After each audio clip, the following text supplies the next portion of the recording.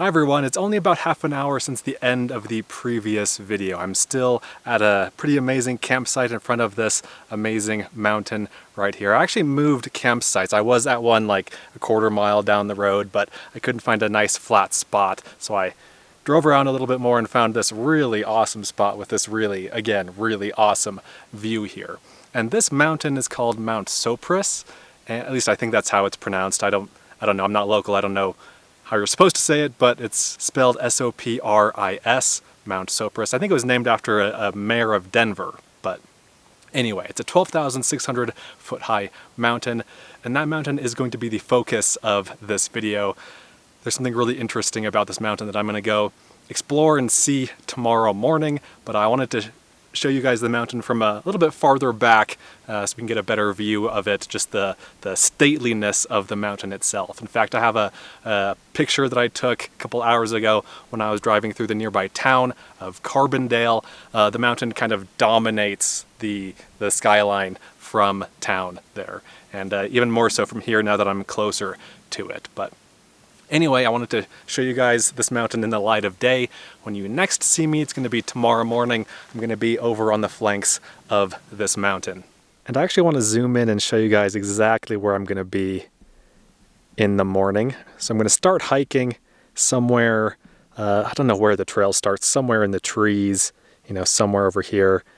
And then I'm going to be heading in the early morning hours to this area, where the green of the forest meets the gray of the treeless mountain slope. That's where I'm headed, and I'll tell you why bright and early tomorrow morning.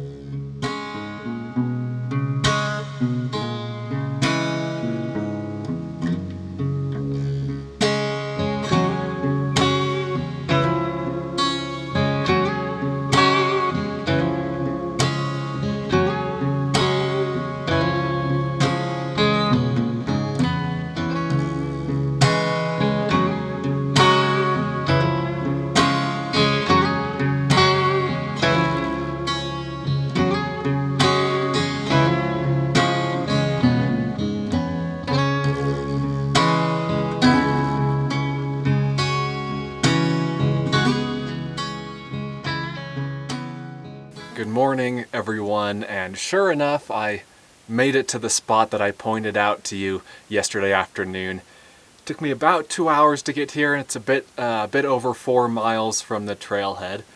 And I can actually point out the spot where I was camped last night. There's this sort of low ridge out here, or at least it's low from where I am, and you can see this little dirt road right here, if it'll focus. That dirt road is where I camped last night. And the trailhead where I started hiking is somewhere down in the trees over here. I don't think I can see it from here.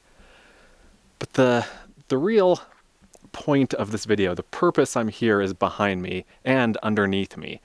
So in that drone footage you saw this big long tongue of rocks kind of flowing out of the mountain almost, and it looks like a scree slope. So this kind of assemblage of loose rocks is referred to as scree or talus, and most mountains are covered in scree slopes, especially once you get to or near tree line. Like all of this is just, you know, a scree slope, and usually it's loose rock. You know, you step on it and the rocks move around and everything. The thing is, this is not just an ordinary scree slope. This actually is a glacier. And again, it looked like a glacier. You might have noticed that it looked like a glacier in that drone footage, except it's not ice. At least it's not visible ice, but this is actually called a rock glacier. Right now I'm just about at the edge, the lower edge, the toe of the rock glacier. You can see how it just kind of drops off right here, then it's all trees beyond that. That is the toe of the glacier. The spot that I pointed out where the trees and the grayish rock here meet, that I pointed out from the campsite, that was the toe of the rock glacier. That's where I am now. So, what is a rock glacier? Well, it's basically what it sounds like. It's a combination of rocks and ice. It is actually a glacier. There is supposedly ice underneath this. This actually does flow. It flows down the mountain like a proper full ice glacier. Depending on the source that you read, or at least according to the sources that I read online, there are either 650 or 3,500 rock glaciers in Colorado. And that's kind of a wildly big difference. I don't know why those two numbers are so far apart, but those are the two numbers that I read. And my understanding is that these form when basically there is a glacier and then rocks just pile on top of it, and then the whole thing slowly moves down the mountain. And there are proper glaciers, like ice glaciers in Colorado, but there aren't too many, at least not when compared to a place like Washington or even Wyoming, Montana, Oregon. I think even California has more glaciers than Colorado does. But these are unique features, and these are important features because they are sources of water. The glaciers all around the world, or at least in most parts of the world, are receding, they are shrinking. But because this glacier is covered in rocks, the sun doesn't have access, can't melt the ice underneath. And so these are important for not only for human drinking water, but also for the biology, the biodiversity, the animals, the plants of these areas. I don't know how common these are in other states. I haven't really done research on rock glaciers in other places, but yeah, really, really interesting. And this rock glacier is the main focus of what I wanted to see today. My primary goal was to just get here, to get on to the glacier, and if the weather was still good, which it seems to be holding, the plan was to hike up the glacier and to top out, to climb to the top of Mount Sopris, or Mount Sopris, however you say it. Now there is a trail here. I followed the trail to a lake that's over here, and then I left the trail and scrambled over this way. The trail goes, I think, around over this, kind of over on this far ridge, somewhere over there. I'm gonna go just up the glacier, and I think I'm gonna try to aim for one of these two ridges. I think probably the left ridge here, then go up that way. And it looks doable. I couldn't find any information online about people climbing this, but it looks steep, but it doesn't look technical or anything like that. So again, assuming the weather holds out, which is a big if, we should be good. And if the weather turns, I will either take shelter somewhere and wait for it to blow over, or descend down the way I came, or try to escape over onto the trail over there. I don't know. We'll cross that bridge when we come to it, but hopefully we won't come to it. Let's pack up and steel ourselves for a lot of rock hopping, a lot of rock sliding, probably. Let's start our ascent.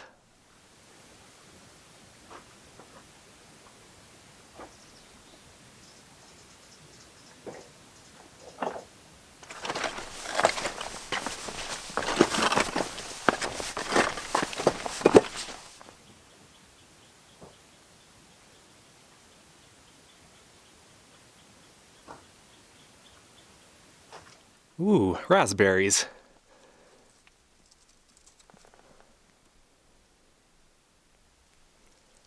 It's been interesting to observe the topography of the rock glacier here. I don't know if you can really see these very well in the video, but right here there's like a kind of a trench, and then right here there's another one. And these are basically like crevasses on a normal glacier, on an ice glacier. I'm guessing that the ice below here has buckled, has cracked underneath here. And then these, the rocks just fill in the gaps, and the results are these trenches. Pretty neat. The rock glacier here is about a mile long, and from the bottom of the glacier, the toe of the glacier, to the summit is about, I think it was around 2,400 vertical feet, or 2,500, something like that. I've gone maybe a third of the way up the glacier, and I've been hiking for about half an hour. I'm not going to go all the way up the thing. I am going to cut left before the glacier ends so that I can gain access to that ridge to the left of the rock glacier. But I still have plenty of rock hopping ahead of me, including this kind of wall of rocks. Or it might be more of a wave. This right here, the slope kind of rears back. So that's fun.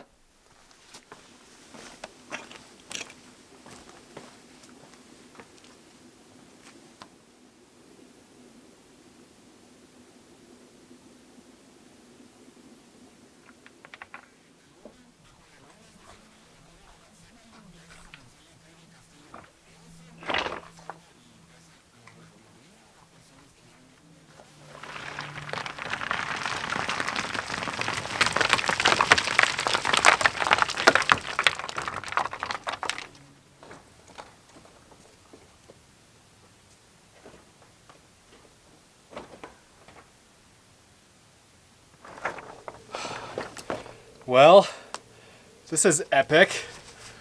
I'm gonna take a little bit of a rest here. It's been an hour and 20 minutes since I left the bottom of the rock glacier. That was 1.8 miles and 984 vertical feet ago. So obviously some clouds have moved in. It's pretty epic looking, pretty neat, but doesn't bode well for, it doesn't necessarily affect whether I get to the top or not, because I think those are pretty harmless clouds. But once I do get to the top, or if I do get to the top, there's not going to be any view or anything. So that's kind of a bummer, but who knows? Weather conditions up here change, clouds come and go. I'm going to keep going up and just see what happens. But I'm basically at the top of the rock glacier, or at least the top is behind me. You can see how there's that snow patch, that snow field, and then it's basically just rock and steep scree slopes after that. This right here, where you can see the green trees coming down, this is the kind of the lower slope of that left ridge that I'm going to follow up. And so after I take a break and relax a little bit and have some food, I'm going to go up here and then follow that ridge up into the clouds.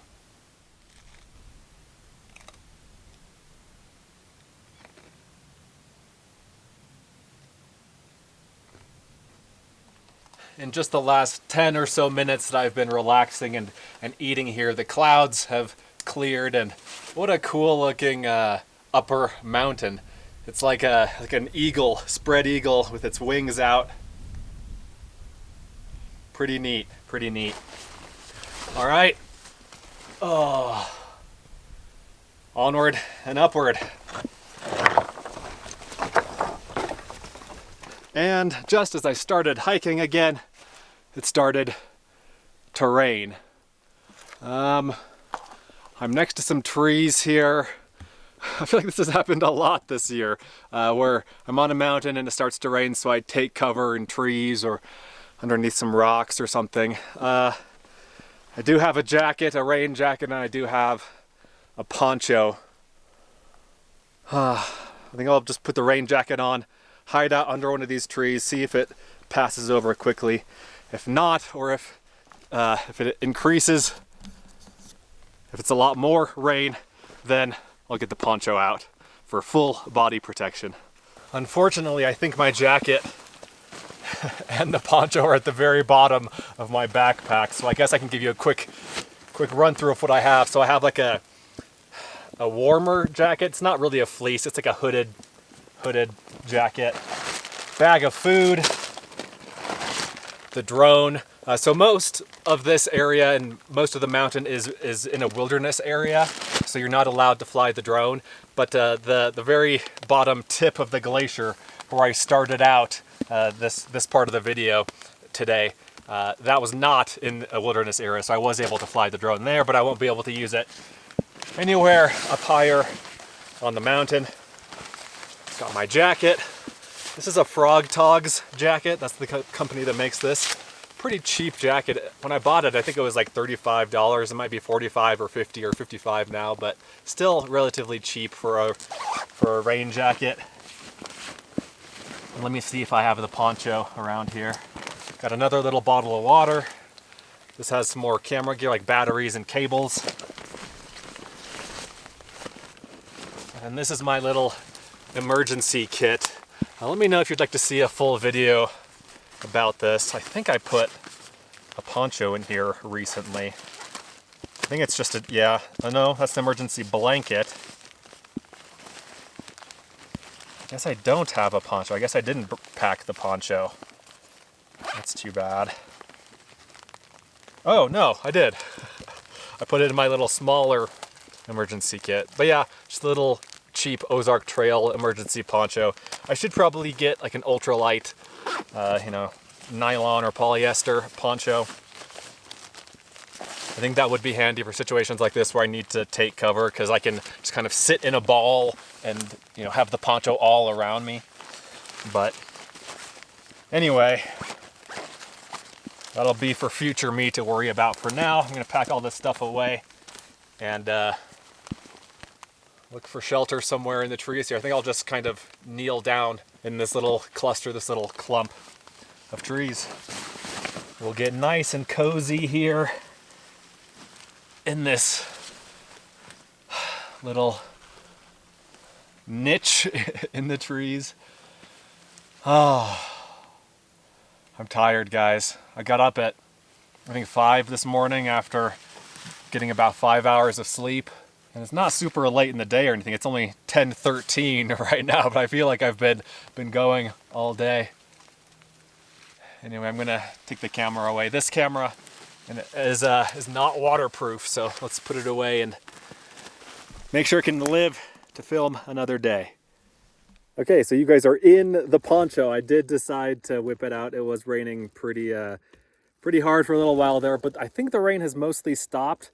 The sun is sort of out. It's a little bit brighter now than it was a minute ago anyway. So I think I'm ready to keep hiking. Let's pack up all of this rain gear and get back to work.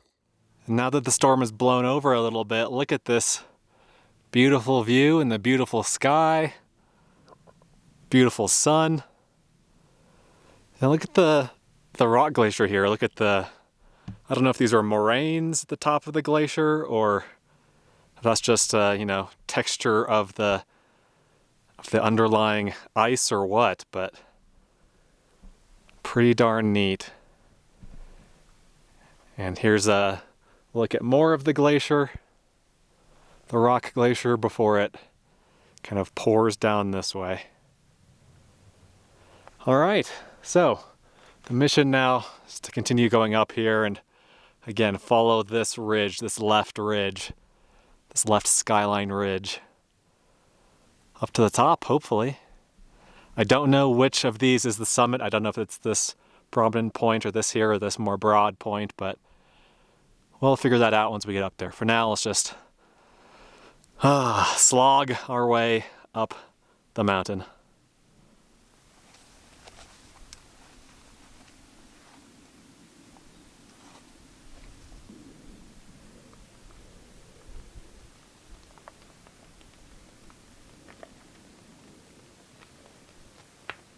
Okay, so this is kind of weird. I just noticed a little bit of color on the side of the ridge here, which looks just amazing, by the way.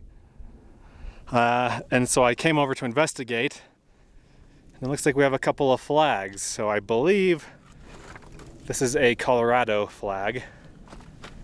Let's see. Yep, that's Colorado. And then we have another one over here. I want to say this is Argentina. I'm fairly certain the Argentina national soccer team has a blue and white jersey. Nope, I was right about the colors, blue and white, but wrong about the flag. Let me do some Googling and I'll figure it out. Guatemala. This is the flag of Guatemala. So the question now is, what do I do with these? Like, to me, this is trash in this beautiful mountain landscape. I'm sure whatever college kids or whoever they were that did this thought it was super cool. I disagree. So I think I'm going to remove both of these and stick them in my backpack.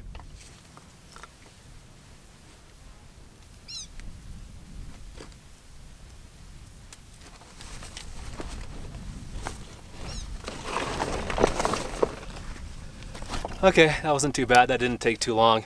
The timer on my camera says 2 minutes 15 seconds since I started recording, so got that taken care of. Let's keep going.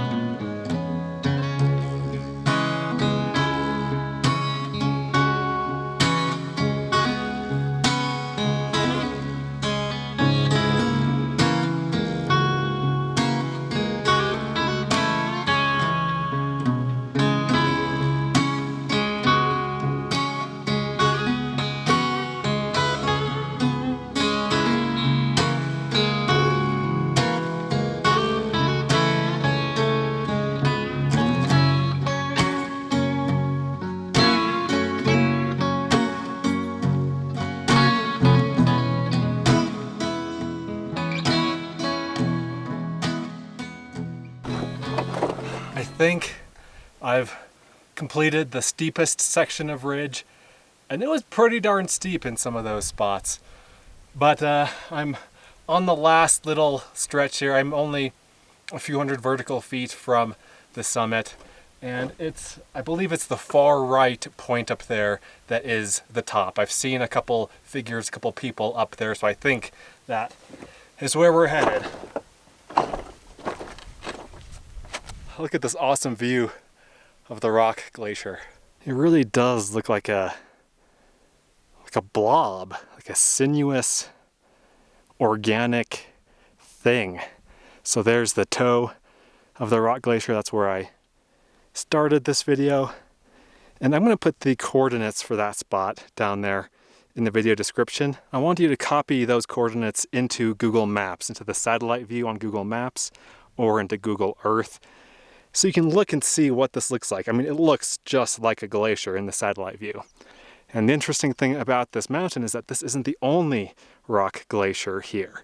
There's this one right here, and kind of this neighboring valley. And then there's another one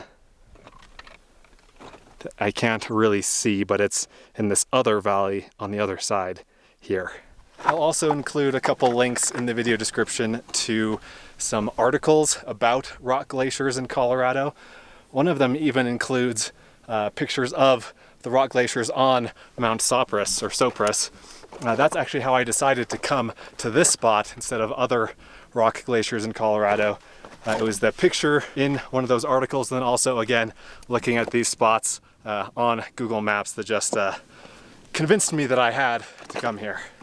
I think I've merged with the normal trail finally. There's sort of an indentation in the scree up here.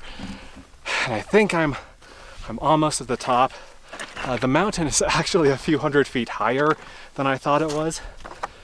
My map, the mapping app that I use for my hikes, is called Gaia, and it shows this mountain as being 12,600 and something. But then I was checking the GPS and it had me at that elevation, and I still had it looked like a few hundred feet to go. Sure enough, the elevation is actually 12,900 and something. It's just a hair under 13,000 feet. But merging with the trail here has given me just some amazing views off in this direction. I want to show you the views while I can, because I think we're about to be socked in once again by some cloud cover here. There's just a super deep valley, or several super deep valleys in here. Look at this beautiful ridge leading up over to some 12 and 13,000 foot peaks off in the distance. I think this is all the Maroon Bells Wilderness over here. And look at this, look at the clouds. This is where I came from, and so I just outpaced the clouds a little bit, but they're coming for me. they're swirling. So let's make a blitz to the top, a sprint to the top, and then let's get out of here.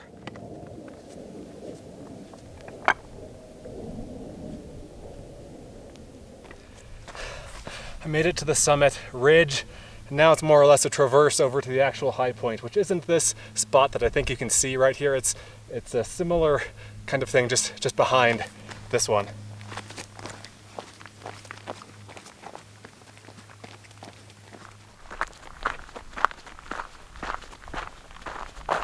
Okay guys,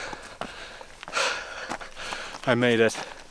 I'm gonna spend literally less than a minute up here. This cloud bank is, again, not too threatening, but this one over here, kind of on this neighboring mountain, I've heard thunder coming from over there, and I just saw some lightning. So this is the summit. Let's see how long it took me to get here. It took me 3 hours and 43 minutes from the toe of the glacier, 2.21 miles with 2,500 feet of elevation gain. Okay, I'm gonna take a picture up here. My glasses are fogging up. I'm gonna take a picture and then I'm gonna get out of here. And I'm not really gonna film too much of the descent, maybe a little bit, but otherwise I'll see you guys back at the car or back at camp or back somewhere that isn't the top of a mountain, surrounded by clouds and fog.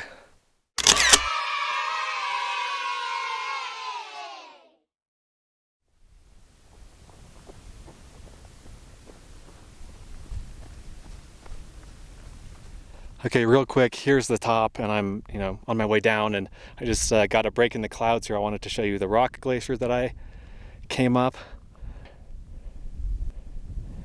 And then this is the ridge. Pretty cool. And then these are the lakes that, on the way in, on the hike up, I took the normal trail to the lakes, and then I went over here, and then up the glacier and up the ridge. And so now the trail continues down this way and then eventually makes its way down to those lakes again. Anyway, let's keep going. Check this out, it's only a couple minutes later. It's actually snowing. This is real proper snow. I'm getting snowed on. I don't know if you can see that, but yeah, crazy.